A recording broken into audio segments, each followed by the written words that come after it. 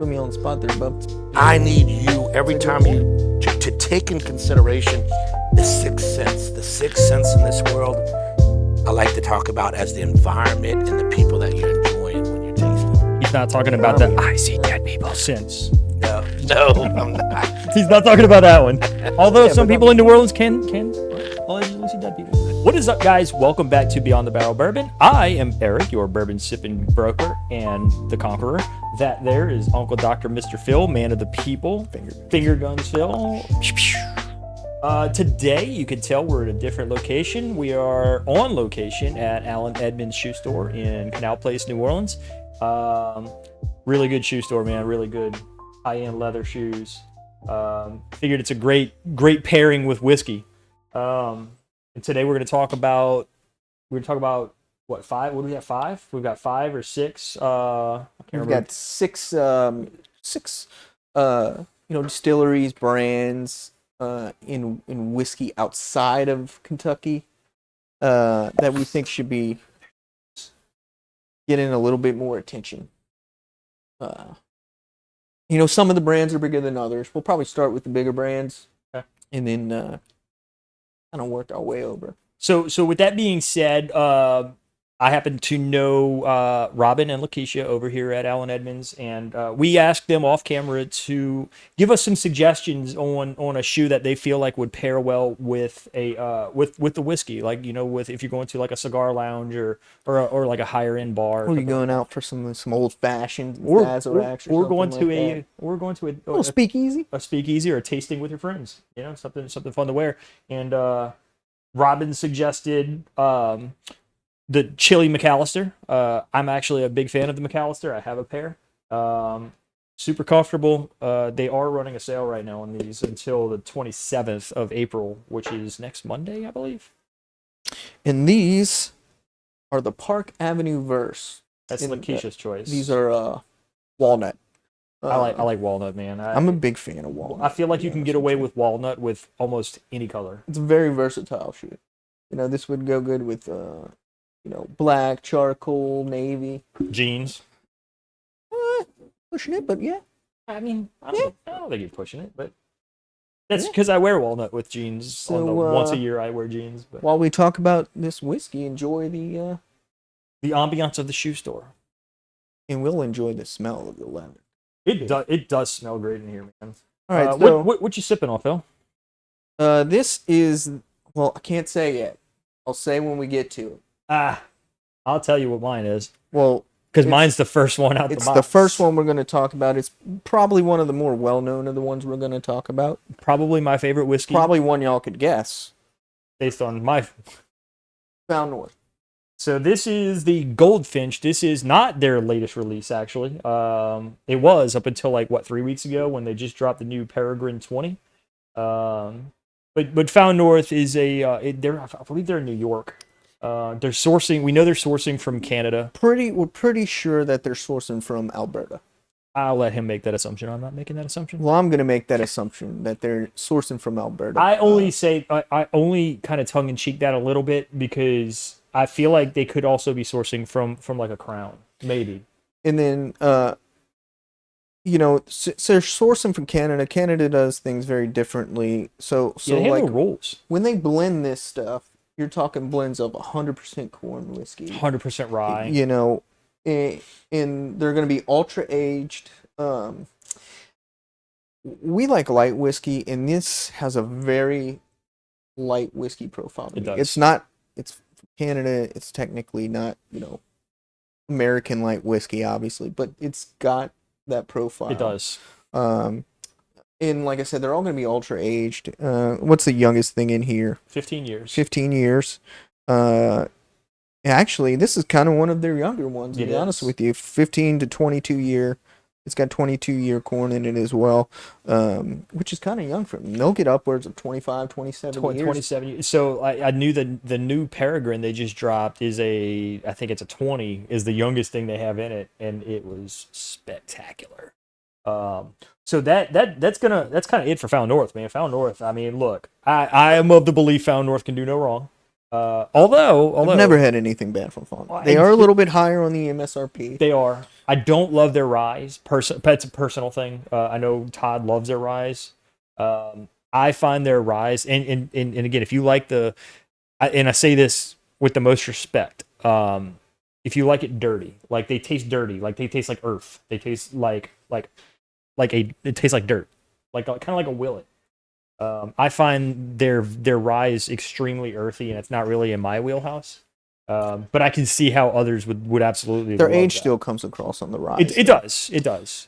And then let's see, number 2. What do we have next? This is probably one of the more better known ones as well. Ooh, Sagamore. This is their that's their newer. Their 10-year. Now Sagamore is what I like to call the rye for the person who says they don't like rye. The bourbon drinker. Because their standard offerings are going to be their rye, their cash strength rye, and their double oak rye. And yeah, I would call it a bourbon drinker's rye. They're based out of Baltimore, Maryland, and they do a lot of Wait, we didn't touch tips. It's okay. It'll be okay. It'll be fine. And they're based out of Baltimore, Maryland, and they do the proofing with the limestone filtered water. Now they just started releasing some. I think if you get their double oak now most of this stuff that we've had up to this point from Sagamore has been sourced. But at this point, I think if you're getting like their newest releases of like the double oak rye, it is their own juice now. So they do distill their own. Dude, I remember one of the guys that one of our subscribers actually dropped us off at the office a sample of their double oak, and I remember pouring that. And I'm like, man, this is really. He wasn't a big fan of it, but I loved it. I thought it was great. It's very as far as a rye goes, it's very.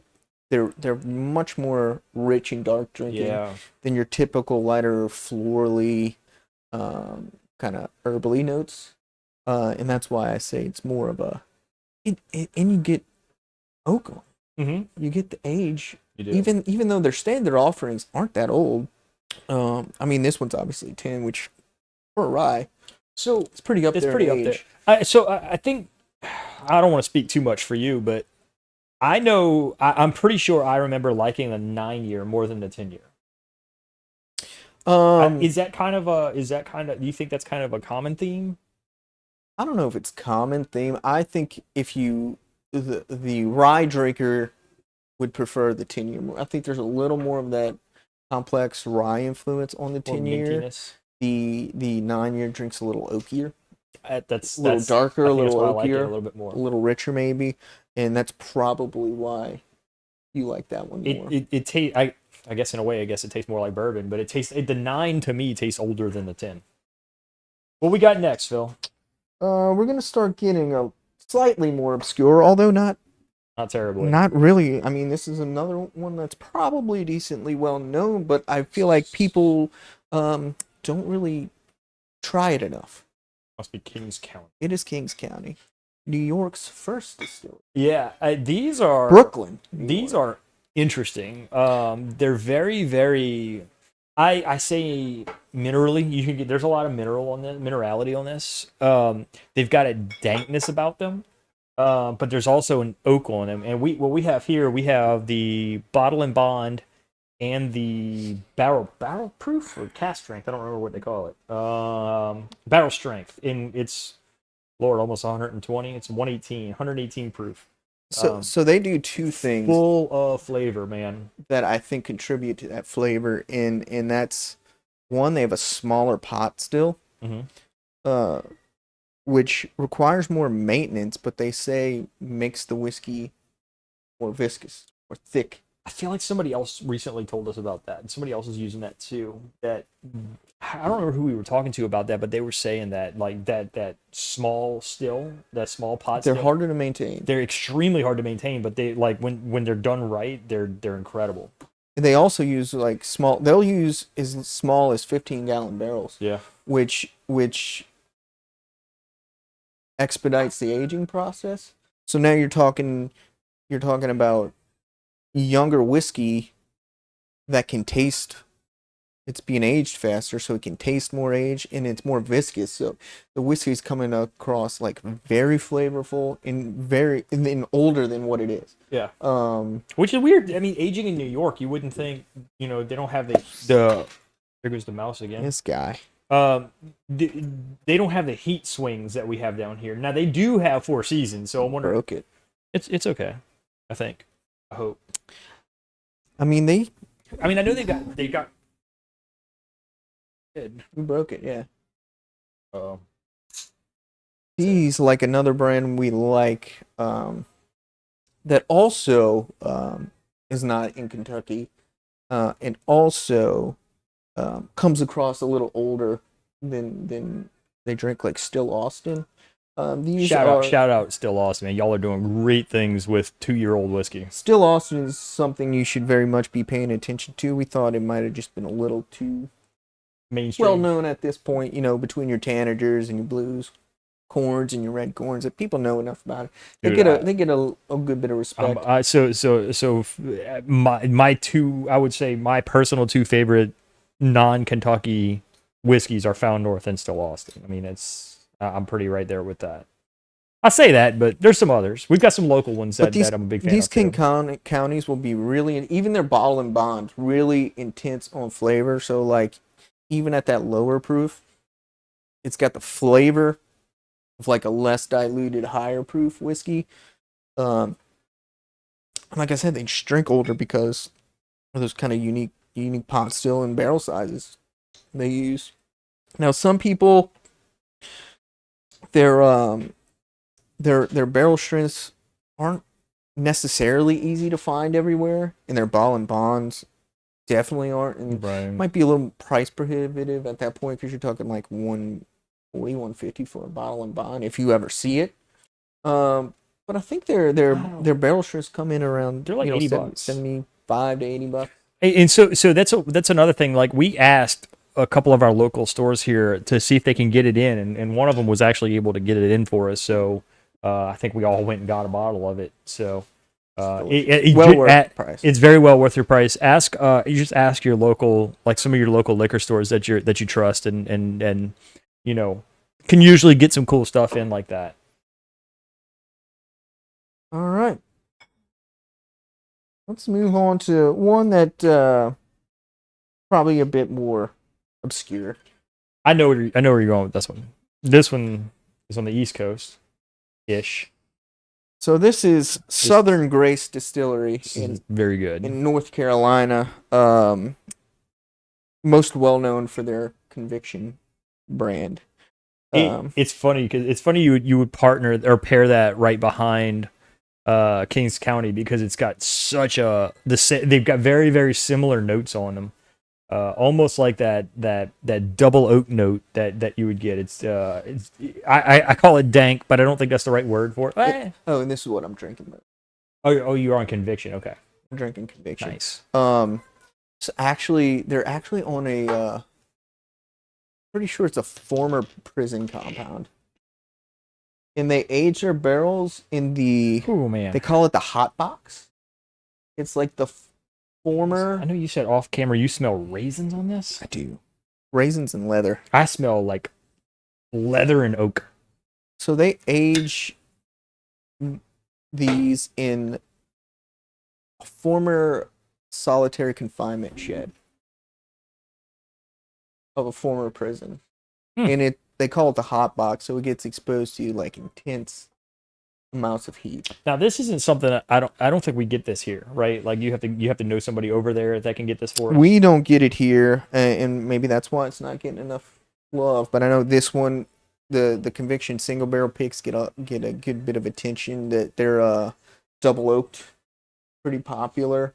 Tell me, so I'm not drinking that right now. So just tell me if my memory serves me correct. This one kind of reminds you of it's almost like a Maker's meets like it's got that Maker's vibe to it, but it meets a Found North Oak, but meets a Kings County minerality. It's kind of like the three of them, kind of like it pulls something from each of those. But I mean, it's been a while since I've actually had that expression. So it reminds me very much of like the Kings County profile in that you get some of those intense dark notes, but you also get like leather. It drinks older than it is, but it kind of has almost this like fruity cognac, Armagnac-y kind of vibe to it. Not that That would explain your raisins. those would typically give me things finished in that typically give me like a raisiny vibe. Mm-hmm. And it's kind of like a mix of like just dark fruits, leather, and like little hint of oak, but some like richer caramel notes. So it's a lot of dark, intense flavors, and that might be a theme here. We kind of like if it's not like whiskey, we kind of like dark and bold. I guess that's the best way I can explain it. It's you know, very bold. It's very bold. It's not expensive. You're talking. I think maybe it's like not 50, 55 Yeah, I don't think it's. Yeah. So if you do come across it, it's very much worth. I'm gonna shout my cousin out for that. I think my cousin got that for us, didn't he? Yes. Yeah, my cousin, and he's in Charlotte. He gets that kind of stuff for us. And why don't you talk about our second to last bottle? As John would say, Kluke. Luke. K-Luke is a Mississippi brand. Down here, it's in 8 states. I'm not gonna try to rattle them off because I can't remember. I'm pretty sure Wyoming is one of them. It is. Yeah, that's what I'm saying. Like I remember Jonathan. So Jonathan Maisano is him and his wife are the owner and founders of it over there in Ocean Springs, Mississippi. This is batch 3 toasted. This is toasted. I don't remember. It's Batch might 2. be Batch batch 2. 2. I'm a toasted fan. bourbons are my favorite. I'm a fan of their toasted bourbons. The name K-Luke comes from their children, Lucas and Caitlin, or Caitlin. This guy. Dude, this mouse. It's actually my leg because I don't do enough legs. But so no, the name K-Luke actually comes from their children, Caitlin and Lucas. And he's a blender. He's a big time blender. He's a great blender. He was so great at blending. He quit his namesakes. He had store. He had a family store, sold it, and got just into blending the whiskeys. And so they generally they're in that $90 to $100 and so range. They're very good. 20, yeah. But yeah, Jonathan's a great guy. What do they call that? The wine smeller. Like, you know what I'm talking about? What do they call that? Put me on the spot there, bub. It's been a while. I know what you're talking about, but I have. You can't really know. We're gonna have to. We're gonna edit that in. We're gonna put a little name of what we're talking about. No, I know. See, I knew it too. You're embarrassing me because this is a very easy answer, and people are screaming it right now. Sommelier. That's it. Jeez Louise. Yeah, we're a couple pours in. I mean, this has gotten some attention from some pretty big names. The brand. I know. Didn't he finish 4th in Minix? Or no, 14th. He finished in the top quarter. Minnick did a couple Super Bowl picks with K-Luke. Dude, those were bangers. Great. You had a 123 and a 126 proof. They were absolute bangers. But what was I going to say? I don't know. I don't know. What are either. you going to say? No, I think he finished in Minnick's top 100 multiple times. Wouldn't surprise me. But he finished in the top 15, I think, last year. I can't remember which. I don't remember which batch that was. Forgive me for that. But ill prepared. Yeah, well, it happens like that when you. I quit.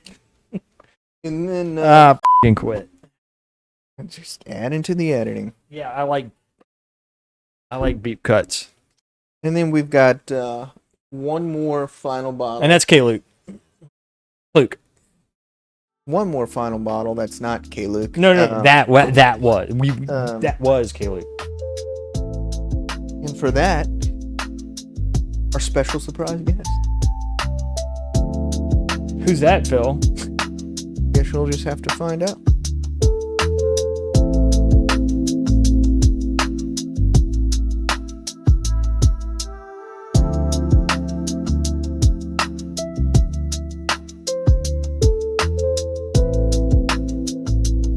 guys, and we are back. We've got Luka back on the show again. Dude, thanks for joining us again. We appreciate it. Thanks for trekking down here on location.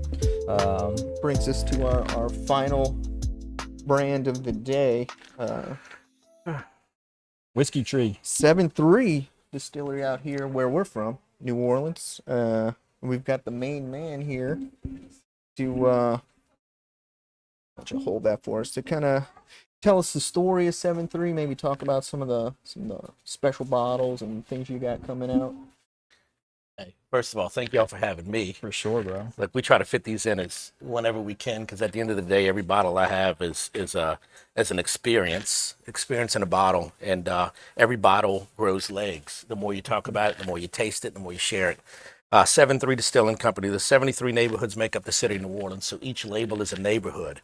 And it all starts with St. Rock Vodka, St. Rock Cucumber, Gentilly Gin, Bywater Bourbon, Black Pearl Rum, Irish Channel Whiskey, and now we finish with the Whiskey Tree. Yep. And I say we finish with the Whiskey Tree because people are like, where's that neighborhood? Well, that neighborhood's my neighborhood. It's on the North Shore. It's in the Honey Island Swamp, and the Whiskey Tree is actually a tree in the Honey Island Swamp that's still standing today, still living, and we share the story with thousands upon thousands of people every year in the world of tourism. And if this isn't New Orleans, I don't know what is. Y'all sitting here sipping bourbon in this wonderful shoe store. And at the foot of Canal Street, where all roads for bourbon end. And it's been like this all the way back to the early 1800s, because, our first bourbon we came out with was Bywater. And, the story of New Orleans with bourbon is, and everything else, is that New Orleans has always received everything by water. So that's really where New Orleans is very significant with the history of bourbon. And we'll get into that later. We've talked about that before. But, when it comes to Whiskey Tree's growing. It's getting out there. We're steady sharing the story. That's a whole different area from the Bywater era. And that specific story of how bourbon went from a clear corn whiskey to aging and maturing and evolving on that raft as it came down the river to the little cut on the river called the Bywater. This is a different era. This is 1920 to 1933, the world of Prohibition. And that's where the story of the Whiskey Tree comes into play. It's cool that you bring up the shoe, being in the shoe store, right? And it's Phil and I were talking about this, and you were talking about this earlier. It's like it seems like there would be a lot of parallels between the two, bourbon drinking and like a nicer, higher end shoe. It's the leathers, the tannins, the oaks, and stuff like that. So, and then the other thing, you talked about Bywater, New Orleans, all that. It also doesn't hurt things to have things aged below sea level at like 3 billion degrees in the middle of July here. Yeah, it's a very unique environment for. Oh, absolutely. It's so much different than your typical Louisville, kind of Kentucky environment. It almost for Louisville and Bardstown, aging environment is so different. Do you find that the humidity, what effect do you find that has on the whiskey itself? Like, does it help it? Does it hurt it? Do you lose more? Do you gain more? I don't think you're going to gain more, but how do we make it our own? You talk about humidity, you talk about heat, you talk about, all of these factors that come into making a nice, well-rounded, mature spirit. And it's so much more than just the elements. It's how do we enhance what the elements have created? Does that make sense? Oh, absolutely. And we do that in ways that y'all do every day in-house cooking meals, cooking gumbos, different things like that. How do I create a gumbo that's going to taste amazing but progressively get better as 2 or 3 days go by of it sitting? It's that molecular bonding. It is when I make our Earl Grey Palmer or our lemonade with our St. Rock Cucumber the day before an LSU tailgate, and we'll mix up, 100 gallons of that lemonade to pour the next day. It has to be made the day before. I can't serve even something as simple as a lemonade the day of.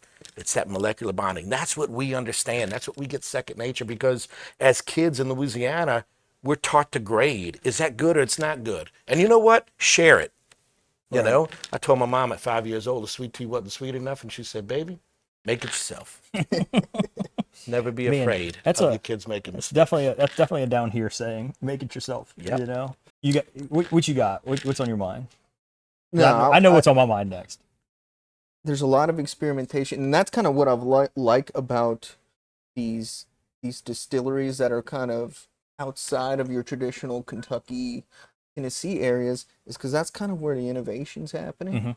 That's kind of where the experimentation's still happening. They're more willing to take some more risk to find something new and to make something unique. Because they don't necessarily have that established brand yet. In my opinion, even if a whiskey is unique, even if it's not great, if it's unique, for some reason when I drink it, I just automatically like, Appreciate it more. yeah, I also follow that with saying, yo, you have a pour that you feel is subpar, whatever, for whatever reason. Don't write those guys off. Don't write Right. that distillery off. Don't write that YouTuber off. Don't write those people off that have just put together that bottle and said try, because guess what? They're experimenting. right. Mhm. Speaking of experiments, and I know Phil was talking about experiments and stuff. I'd be crazy not to ask you about King of Miami. I don't know much about the King of Miami. That's why I want. I know the want him to bottle tell us- looked. I want him to tell us about it. I know the bottle looked great. The bottle was great. I'll tell you, we put down 400 barrels last year of this, and the year before of the high rye, all made right here in New Orleans, 5 blocks out the French Quarter. We're putting away as many barrels as we can. But yeah, this all started after we won that award. Okay. You know, everybody who comes to the distillery, if I'm there, I'm touching them, man. I'm talking to them and I'm introducing myself. And I walked up to Dr. George Valdez himself, and I said, "How you doing? I'm Luka." And I didn't even know he was coming or anything. He was there with his wife, beginning a vacation, a 3-month vacation to Alaska. And I said, "How you doing? I'm Luka." He says, "I know." He grabbed me by the arm. He said, "I know. I know everything about you." Dang. And he says, "I'm here to talk to you about a barrel." And I said, "Well, let's go in the back." There was a lot of people in the distillery. We went back there, and he says, "You don't know me, do you? You're not familiar with me." I said, "Please forgive me, I'm not." He says, "I'm George Valdez. I built Miami." I said, "What you mean you built Miami?" He says, "I am the king of Miami." And then he followed it by saying, he says, "Pablo Escobar was my driver. He used to pick me up at the airport." And we got to talking, and at one time, the man was responsible for every ounce of cocaine that hit Miami, came to the United States in the late 70s, early 80s. Wow. Every ounce of cocaine. And I got endless amounts of stories. I've spent a lot of time with him. We talk a few times a week, and he's become a dear friend of mine, as is everybody that I work with. You know, I told somebody the other day, I said, "Man, if you ever hear I got an enemy, I don't know him, because that's not what we're here for." You know, once we had that initial visit, from meeting him and then taking him to lunch and spending 5 hours with him and his wife, Miss Valdez, this amazing woman, she compliments him in every way. And I talk about her because she keeps him balanced, as our wives should. We want to be all over the place. Oh yeah. But she's just as fascinating to talk to, because she's been along for the ride, the ups and downs of his journey. And that's what bourbon is. It's a journey. So what happened was, he says, "Luka, I want to come back and I want to pick a barrel." This was like last June. "I want to come back in December and pick a barrel with my film crew. And I want to document everything. And then I want you to be my guest." I said, "Where?" He goes, "I want to bring you to Angola." He built the only Catholic church in a state penitentiary, and it's in Angola. Wow. And I said, "Man, that sounds great." So he did his first pick at Short Barrel. It sold out really quick. And then he came into the second pick. It's funny because he had some friends that was going to come and that helped him with the first pick. And he's like, "Why are you going to 7-3? Like, they're not big enough. Why are you going down there? You can have anybody. Why are you going with them?" He says, "I love those guys. Those guys are just like me. They hustle. They work hard. They're creating something. And just before he came, buddy called me. He says, "Man, I just don't think 7.3 is big enough for me. I'm not gonna come." He's like, "Well, you know, if 7.3 is not big enough for you, you're not big enough for me." Damn. And he came down, and that says a ton about him because this man can work with anybody, but he loves what we do, and he wants to promote our stuff. I mean, look, he's fixing to be on the OG, on the Paramount Plus. All the original guys that did this. He's the original Cocaine Cowboy on Netflix. Wow. You know, so when he comes down and we talk and we taste bourbon, the man has did his time for what he's done. He got out. He started another company. At one time, he had every federal building in the state of Louisiana after Katrina for cleaning it. He sold that company, and now he's doing what he's doing. They're making TV shows about him. That's awesome. So that's kind of where it was.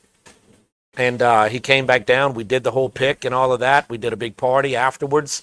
After the labels came in, we put it in a beautiful decanter that screams Miami. It's gorgeous. And about 3 weeks ago, on a Wednesday morning at 9:30, it sold out in 48 seconds. Something like that. I knew it was under a minute. It was something crazy like that. So it's a success.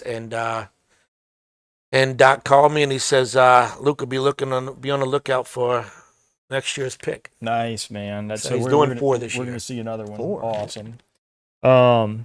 But no, dude. Look, guys, if y'all are in town ever, you have to go stop by 7.3 Distillery. Go see Luka. Tell him we sent you. He can say right now he sent you. Bring the wife too. Bring the wife too. It's not just whiskey. No, they've got so much stuff. They've got a gorgeous. It's like the largest copper bar in New Orleans, or is it the country? It's the largest copper bar in the city of New Orleans. In New Orleans. Okay, so I did remember that somewhat correctly. Yeah. Their setup is gorgeous, man. They do weddings. They do all kind of stuff. You have to go pass over there. Luka, thank you so much for coming on again. Hey, I'm sorry. I'm so tough to catch up with, man. No, you're fine, I want to man. make sure that I give everybody the time that they want. I cherish the time that I get to spend with y'all and talk about what we do and truly sell the city of New Orleans, because when I say this is the gem of the South, this place is truly the gem of the South, and I feel more excited than ever of where the direction the city's going, how we're growing. I mean, look at the French Quarter Fest last weekend. We have Jazz Fest coming up this coming weekend. We just had Bourbon Fest. It was huge. The Bourbon Fest on the top of the Saks Fifth Avenue was just such a great time. The weather was beautiful, and take those moments that you're going to be together with people that you care about and love, and enjoy them. Yes, sir. Enjoy them. Good words. Great Good words. way to end it. Perfect way to end it. So, And Luka, then a little more whiskey after. oh, for sure. That's right. Thanks again, Luka. We'll see you on the next one for sure. Cheers to y'all. Yes, sir.